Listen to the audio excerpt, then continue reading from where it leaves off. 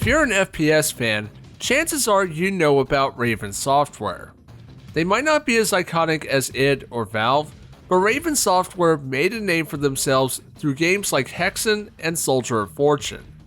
In 1997, Raven was acquired by Activision, and as time passed, they branched out into other genres like brawlers and RPGs. By the time they made 2009's Wolfenstein, Activision's own Call of Duty had become a mega popular shooter. Now Call of Duty needs no introduction.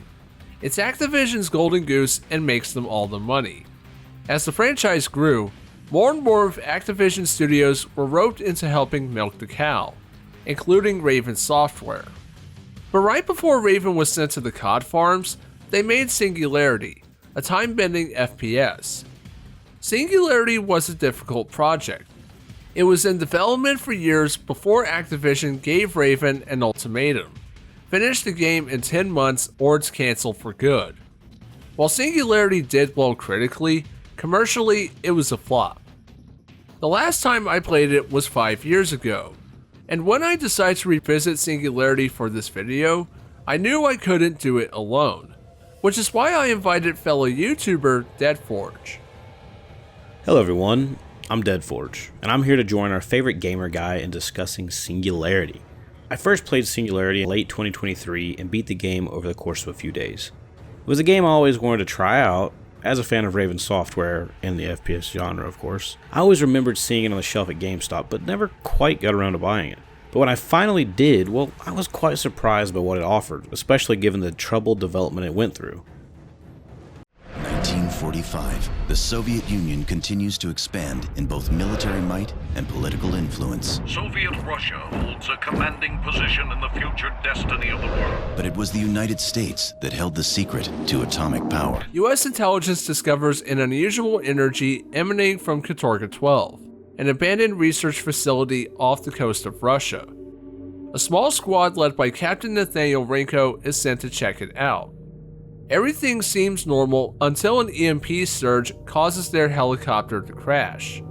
Renko survives, only to be warped back to 1955 while exploring the island.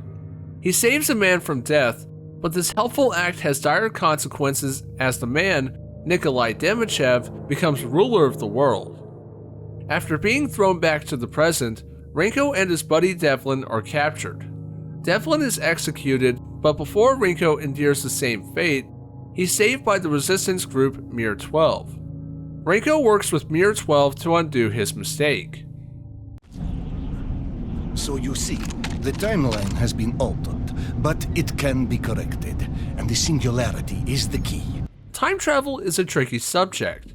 It's easy to write about, but easy to screw up if there isn't a clear set of rules behind it. Singularity makes sense at first, until it doesn't. When I first played Singularity, I didn't know half of what was going on because the TV I had at the time had crappy speakers, meaning the dialogue sounded like this. Don't look so surprised. Your name's right on your uniform. America's charming penchant for individuality. What? Now, I have some questions for you. Times have changed and now that's not a problem. What is a problem is the confusing mess that is this game's plot. You can tell the story was sliced and diced because there are too many questions and not enough answers. Much of the material that would have fleshed out the story is tucked away in audio logs scattered across the game. It's great knowing everyone who lived on Katorga 12 had their own portable reel-to-reel recorder, but it's also a case example of show, don't tell. Day 2. So hungry. I've searched for food, but the only thing I've found are other people's annoying, useless audio logs. Why did they bother when they clearly were in terrible danger? Each audio log I find is more irrelevant and boring than the last. I must keep looking for a way to survive. The characters were decent, but never fully fleshed out. You could definitely tell how rushed out the game was, especially when it ended up having a less than a year development cycle. The supporting cast are fine, like I said, but none are ever really given the opportunity or the amount of time to grasp at your heart. We get the sense Demichev is a big threat, but because we don't see much of him, he lacks the menacing allure that a power-hungry villain like him should have. His lack of screen time undermines the game's multiple endings. as there's a clear outcome to the events. Singularity's concept of a time travel story with a Cold War twist is great, but the execution falls short. What doesn't fall short is the game's setting, Katorga 12. 50,000 people once lived here, now it's a ghost town. Several critics called Singularity a Bioshock knockoff, with many citing Katorga 12 as a stand-in for Rapture. Rapture was a metaphor for utopianism gone wrong, while Katorga 12 is a metaphor for science gone wrong. While it shares some blood with the Rationals game, I feel like Singularity's aesthetics have more in common with Half-Life.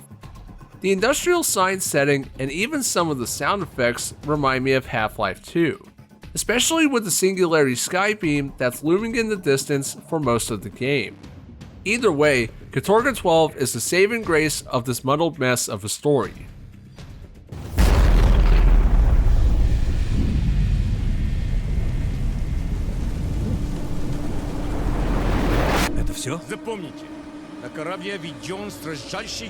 Singularity plays like a modern military shooter. It's got a 2-weapon limit and familiar weapons like an assault rifle and a sniper rifle. The main character has a limited sprint, and the enemies look like they came from any sci-fi military shooter from the early 2010s. Fortunately, this familiar FPS has some interesting flourishes. Armed with the time manipulation device, or TMD for short, Renko can bend time to his will. You chose poorly. Singularity's selling point is the TMD. This retro-futuristic power glove lets Renko manipulate time. Soldiers turn to dust at the press of a button. Time spears called deadlocks stop enemies in their tracks. Incoming rockets can be caught off mid-air and hurled back at their senders. Initially, the TMD only lets you de-age things, but new powers are added as you progress. Upgrades you purchase turn Renko the generic military man into Renko the unstoppable Time Lord. Abilities that did little damage like Repulse reduce enemies to pulp when fully upgraded. Outside of combat, the TMD is used for some light puzzle solving. Those hoping for creative time-bending puzzles will be disappointed. Almost every puzzle boils down to the following: find the crate, age the crate, de-age the crate. Wow! Crushing and uncrushing boxes for 7 hours? That's not my kind of puzzles. The gunplay and set pieces were absolutely stellar, but they lacked in any real difficulty. The overall balancing of difficulty really fell into the category of power fantasy, in the same way that Bulletstorm did. Both are relatively easy experiences until you crank the difficulty past hard, and then everything just does stupid damage and everybody becomes bullet sponges. And that's not how you design enemy AI, that's just cheap difficulty scaling. Combat itself is satisfying enough. The gunplay works and the weapons range between predictable to unpredictable. This being a military shooter, there's the expected guns like the assault rifle, revolver, shotgun, and sniper rifle. Things get more interesting when you start finding prototype weapons. This includes a railgun and a grenade launcher whose alternate fire lets Renko remote control the grenade. You also get a minigun. The minigun does what a minigun does, raises hell.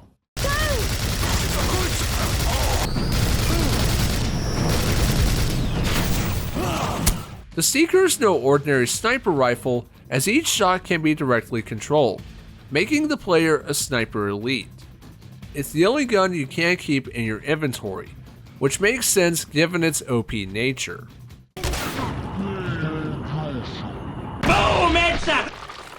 Enemies include Russian soldiers and mutants created by the E99 radiation. The mutants range from tall and shriveled to tiny and irritating. Phase ticks suck. They're the quintessential annoying enemy that's hard to hit. They also explode, and all it takes is a few of them to dwindle away your health. I regret to inform you that Catherine... well...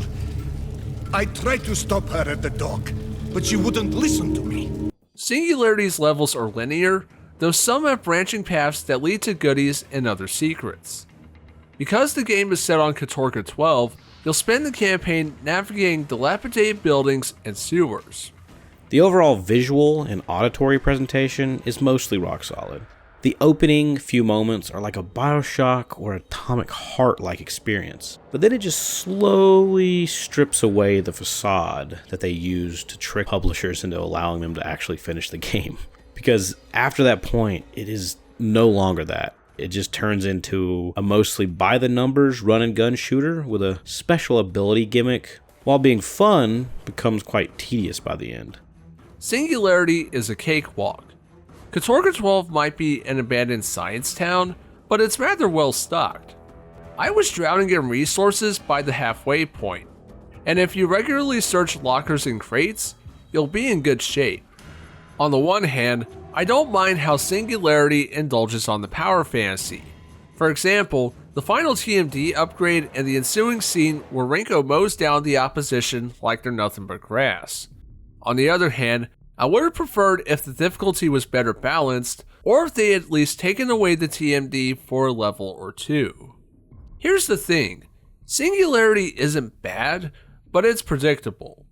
Take away the TMD, and you have a functional, if forgettable, shooter. Raven Software made the most of what they had, but you can tell when they could have pushed the concept further. The game has set-piece moments, but not enough of them. Turning soldiers to dust never gets old, but solving basic crate puzzles does. It's frustrating because when Singularity soars, it fucking soars, but when it dips, it comes crashing down hard. Nathaniel Renko, my god, you're here. Just like Mir 12 said. You must have a lot of questions, but we don't have a lot of time. Visually, time has been kind to Singularity. Some might yawn at the brown and gray aesthetic, but I think it fits Katorga 12 well. It's very much a video game stand-in for Chernobyl, what with its eerily abandoned facilities and remnants of a once thriving community. The opening hour where you're exploring the island is the campaign at its strongest, atmospherically speaking. It made me wish the game had more moments like this instead of cheap jump scares.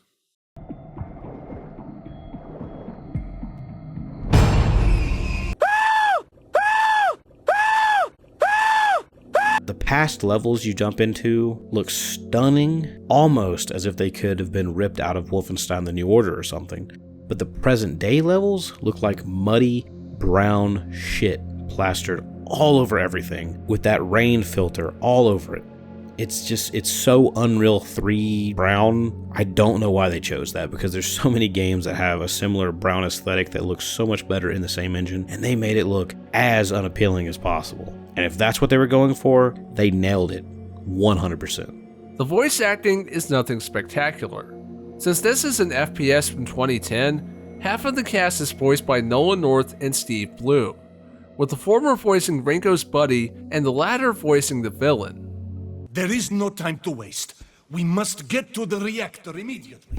When I first played Singularity, I thought it was a very lukewarm shooter. The second time I played it, I thought it was okay. This time, I thought it was good, but not great. It's a game that's grown on me the more time passes, and I think a large reason why is because of the concept. Think about it. When was the last time we had a shooter with time travel mechanics? As this game shows, the idea is ripe with potential, even if the game itself doesn't match that ambition. As a shooter, Singularity is okay. The combat works, and there's a steady sense of progression as you find new gear and weapons to use. Add in the TMD, and the game goes from passable to enjoyable. While I was playing the campaign, I kept being reminded of PsyOps, a game I reviewed a few videos ago. That's a game where the combat isn't the best, but the powers are a blast to use. And like PsyOps, the story's a mess. What probably started as a cool tale about a time-displaced Russian island got pureed into a meandering story that uses one too many audio logs to fill in the gaps. I know it sounds like I've been dogging on the game, but the truth is I like Singularity. It's a flawed gem of a shooter with an amazing mechanic. And if I had to state any positive or negative things about the game, well, it had a lot of potential, and sadly, it never got to fully see them through. In the end, I still feel it's a game worth buying and a game worth experiencing, but don't go into it expecting anything more than a solid but fairly flawed roller coaster ride of an 8 out of 10 game. Thank you so much, Gamer Guy, for allowing me on. I'll see you guys next time. Singularity gets a 7 out of 10.